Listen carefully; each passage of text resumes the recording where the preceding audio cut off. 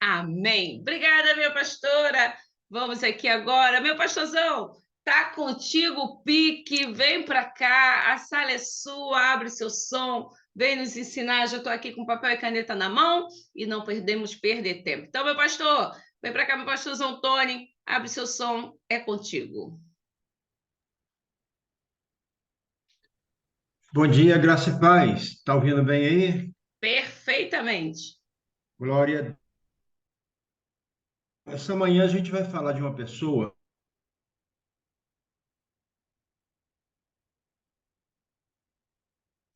Congelou, pastor. Eu não sei se sou eu ou se é o senhor. Zita, me ajuda aí. Aqui eu estou te ouvindo bem, viu? Tu tá me ouvindo bem? É, ele deu uma travada, mas depois melhorou.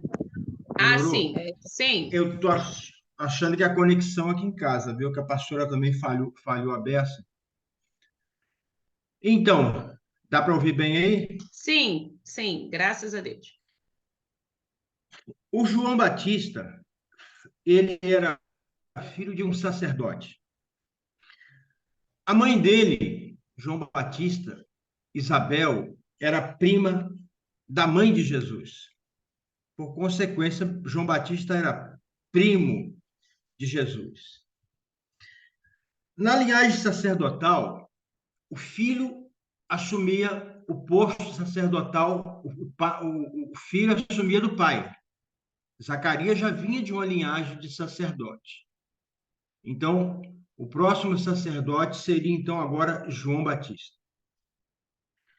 João Batista era para estar com uma estola sacerdotal, com aquelas pedras no peito, cada uma tem um significado. Ele era para, na sua ordem, né, conforme era de Zacarias, entrar no templo algumas vezes e oferecer incenso a Deus. Isso era a função do sacerdote. E era uma roupa bonita, uma roupa chique, uma roupa cara, a estola sacerdotal. Mas ele abriu mão de tudo, personagem daquele desenho, não sei o que, da caverna, como é que é o nome daquele negócio, aquele rapaz lá? Caverna do Dragão, Um é isso? desenhozinho, um rapaz todo feio, do Era o bonequinho. Senhor Não sei o que dos da caverna lá. Magos. Acho que A roupa dele, hein? era o Senhor dos Como é que Magos. é? Mestre dos Magos. Era esse? Eu não sei, eu não vi o desenho. Eu acho que era esse aí. Mas ele trocou o seu habitat, trocou as suas vestes, né? Trocou a sua liturgia, agora de não falar mais como um sacerdote, né? De não imitar, não seguir mais os caminhos do pai, porque ele tinha uma profecia de Isaías sobre a vida dele. Isaías já havia profetizado sobre João Batista. E Jesus, sem ter convivido bem com João Batista, dizia que, se você quer saber, esse é um Elias que há de vir. Jesus elogiava João Batista sem ter muito contato, afinidade com ele. E esse homem poderia abrir uma igreja para ele, um grupo na internet, né? Ele, João Batista poderia ter aberto um grupo de transbordo, Mônica, maior do que o nosso.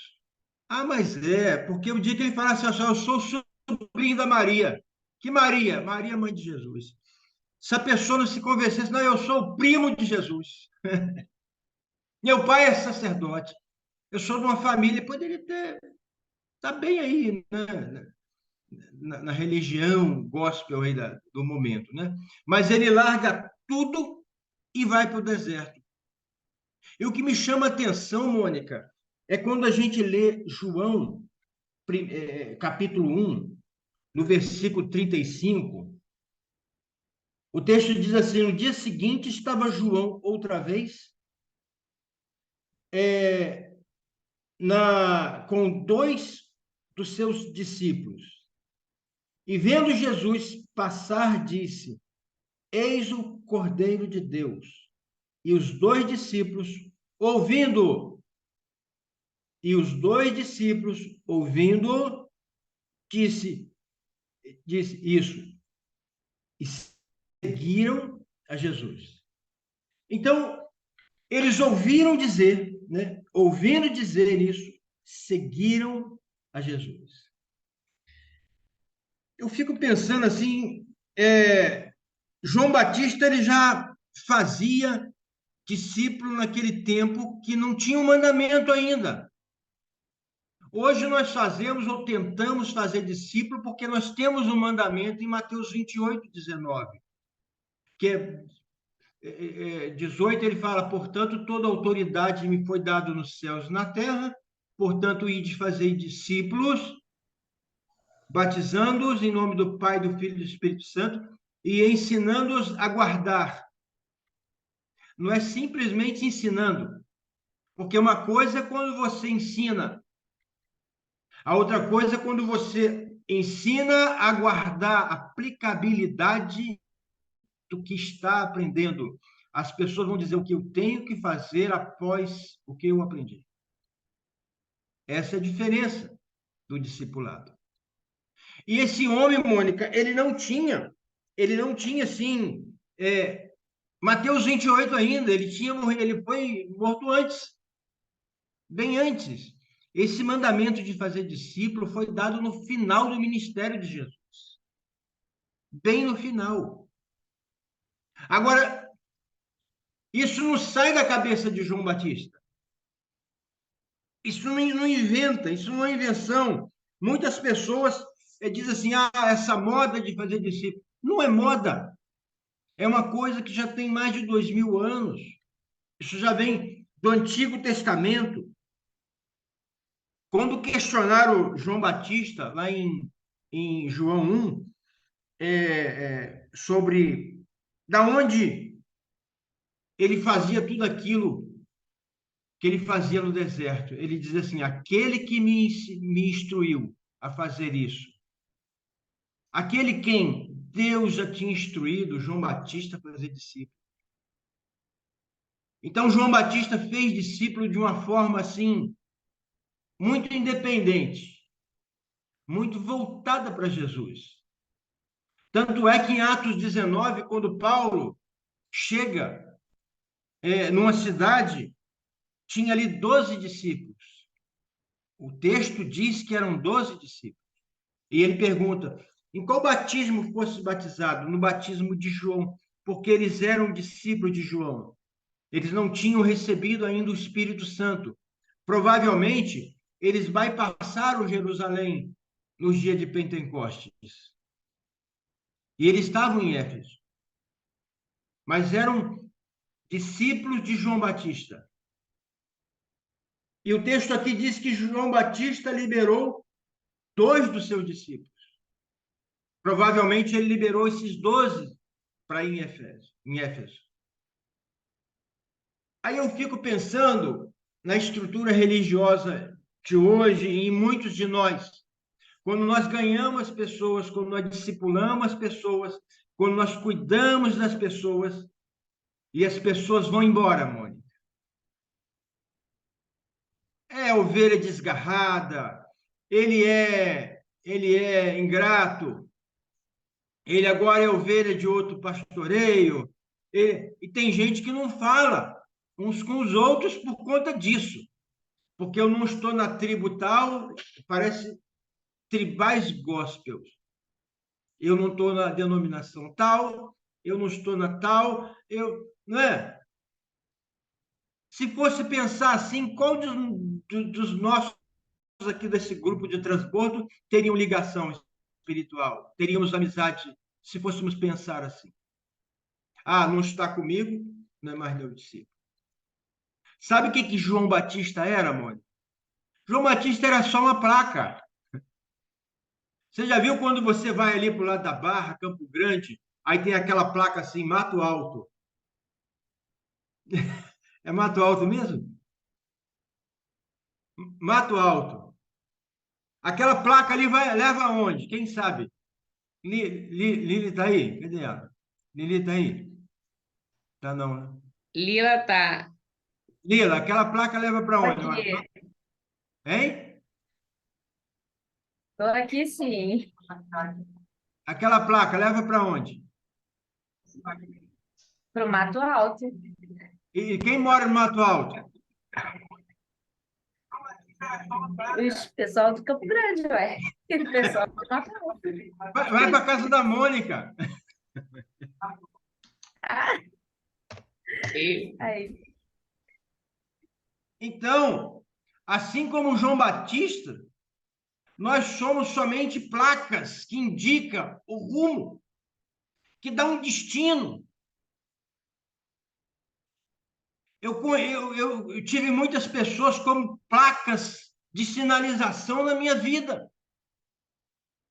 Mas, Mônica, eu não posso ir lá abraçar essa placa, dizer, placa, eu te amo, placa, você é linda, placa, você é o meu consolador. Não, é só uma placa, é só uma placa. É só para dizer, ó, vai por aqui. Nem todos os caminhos levam a Deus, o discípulo, o discípulo.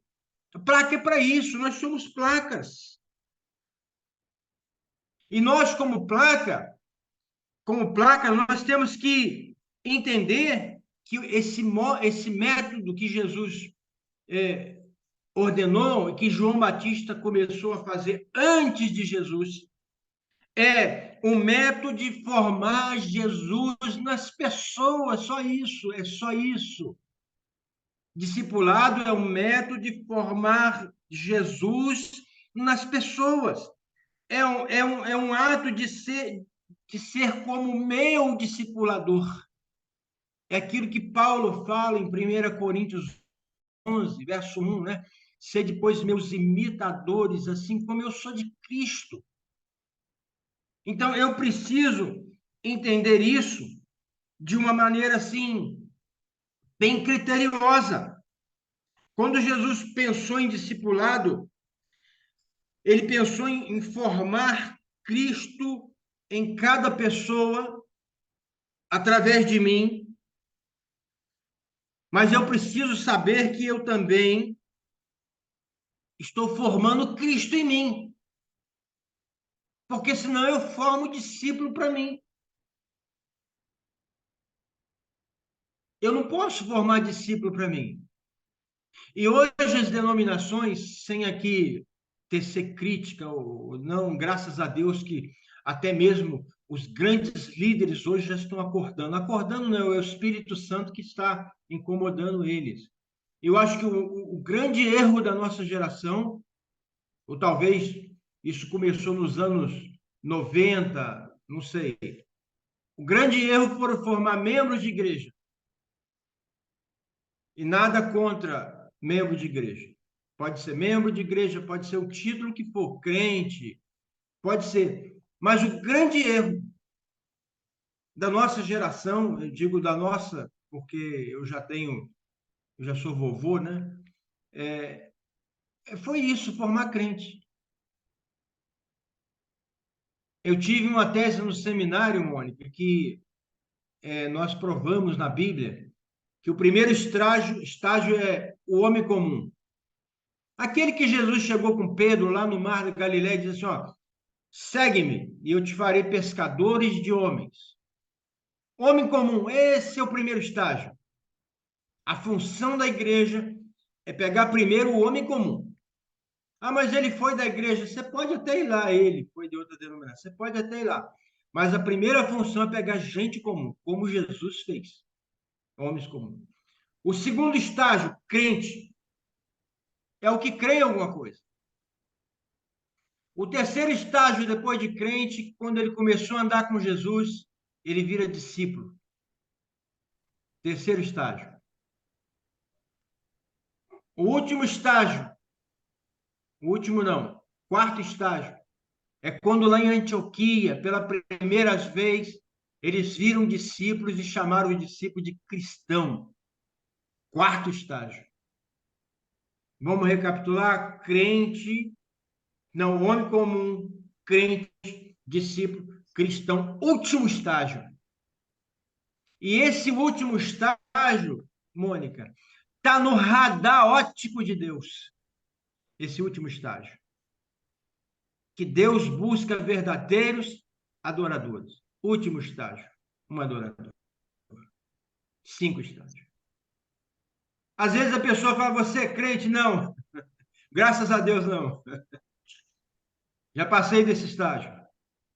E é uma pergunta para cada um de nós nos fazermos, né? Em que estágio nós estamos? São 5 estágios. Que estágio nós estamos? Nós precisamos entender isso. E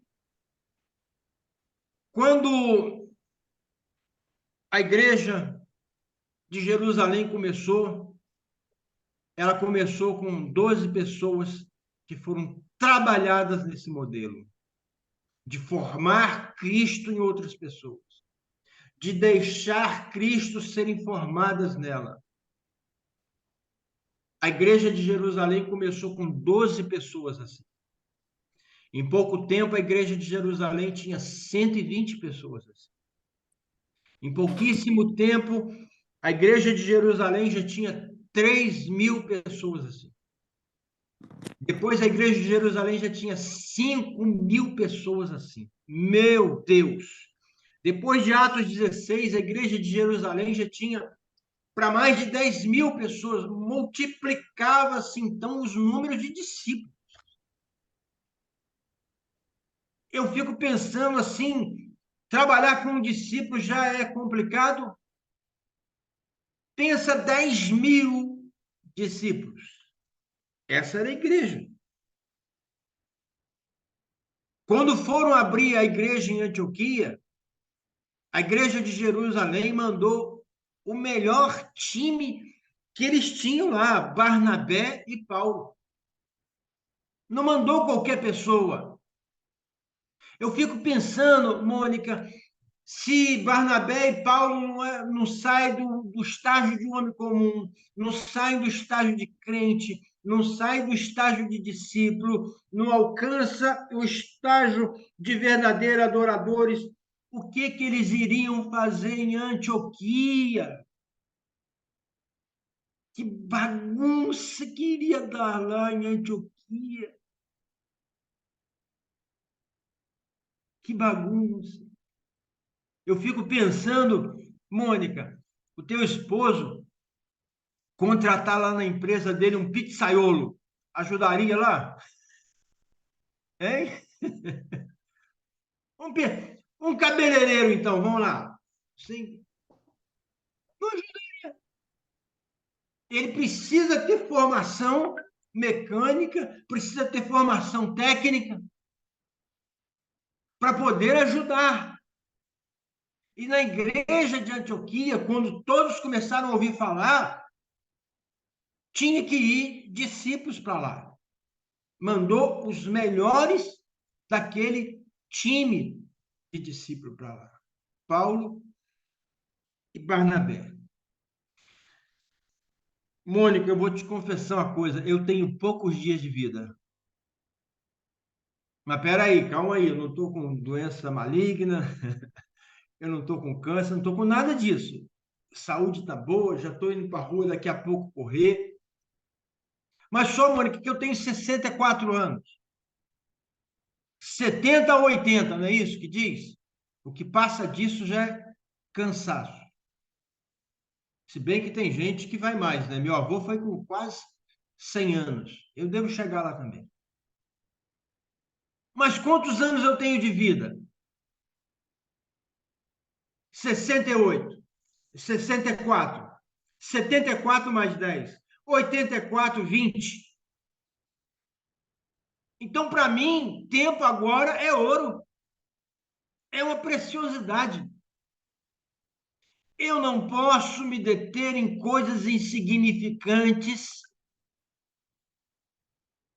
com relação ao reino de Deus. Eu não posso. Eu tenho que fazer exatamente aquilo que está proposto. É o meu tempo. Falta pouco tempo. Isso é se Jesus não voltar até lá. Eu estou falando em chegar a 85, mas é se Jesus não voltar até lá.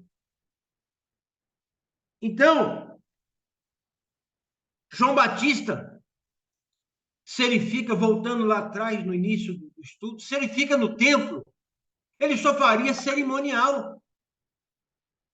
Mas quando ele vai para o deserto, o texto diz que todos da região de Jerusalém, todos da província da Judéia, todos iam ao deserto para serem batizados por João Batista.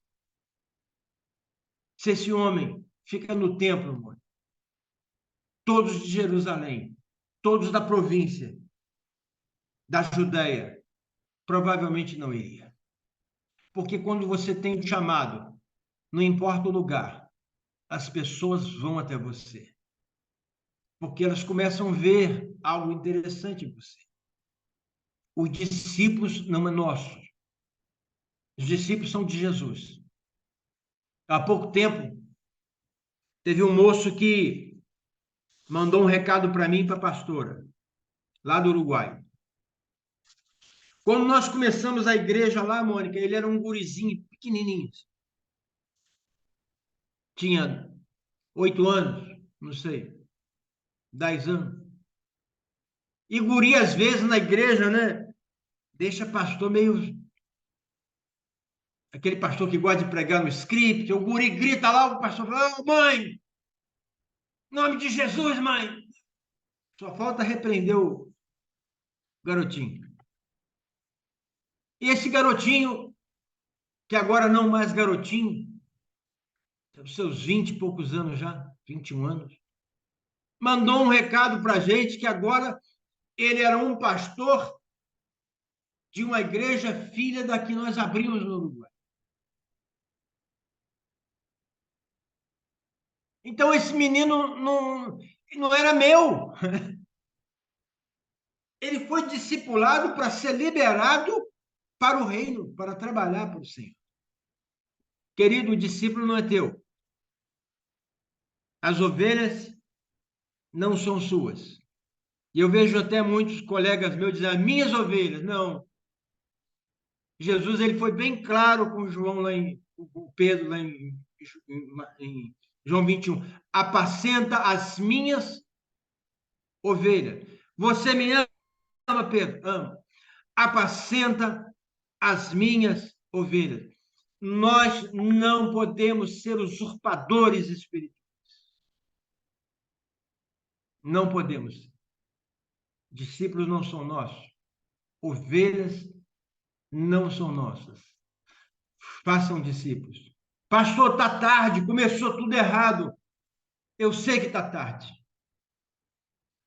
Mas esse mandamento está entrando nas congregações, nas denominações, como flecha vinda do Espírito Santo. E hoje esse movimento de discipulado tem crescido muito. Eu louvo a Deus, Mônica. Eu louvo a Deus pelo transbordo. Porque mesmo à distância, mesmo online, tem sido assim um instrumento de discipulado para o reino de Deus. Eu louvo a Deus por esse grupo. Mônica, eu louvo a Deus pela sua vida e por todos vocês que fazem, que estão compondo o grupo do transbordo. Deus abençoe a vida de cada um. Deus abençoe as nossas vidas. Tenha, assim, um ótimo dia. Que o Espírito de Deus, aquele que traz justiça, que traz paz, que traz alegria no Espírito Santo, esteja sobre a nossa vida. Beijo no coração de cada um de vocês. Meu Deus. Obrigada, meu pastorzão. Somos placas, hein? Não temos ninguém, não vamos ser usurpadores. Meu Deus! Eita! E agora que já aprendemos isso, vamos fazer o quê? Com o que aprendemos? Já não somos mais ignorantes, hein? Já estamos aqui aprendendo e temos que seguir. Ei, Paulo e Barnabé, né? Que Barnabé, que o pastor estava falando, eles já estavam prontos, não é isso? E nós, hein? Estamos nos aprontando. Meu Deus. Obrigada, meu pastorzão. Obrigada por essa aula. Anotei muita coisa, quero estudar mais e quero ser placa por onde eu for. Vem para cá, ora com a gente para finalizar esse estudo. Eu espero que você tenha anotado, e se você não anotou, vai ficar gravado e daqui a pouco vai estar lá subindo no grupo e você pode abençoar uma vida que não esteve aqui nessa manhã. Você pode ser um canal, hein? Uma placa, um direcionamento, alguma coisa que possa levar essa pessoa a chegar nessa sala, a ter esse discipulado que você está tendo aqui, 0800. É assim que o Senhor faz. Então, ajude pessoas também a chegar aonde você está chegando. Vem para cá, meu pastorzão, ore conosco. Pai, nós queremos te agradecer pelo dia de hoje.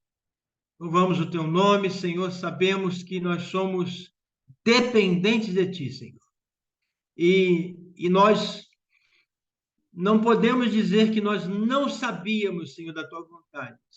Muito obrigado, porque a cada dia aqui no transbordo, o Senhor nos traz uma porção da sua vontade.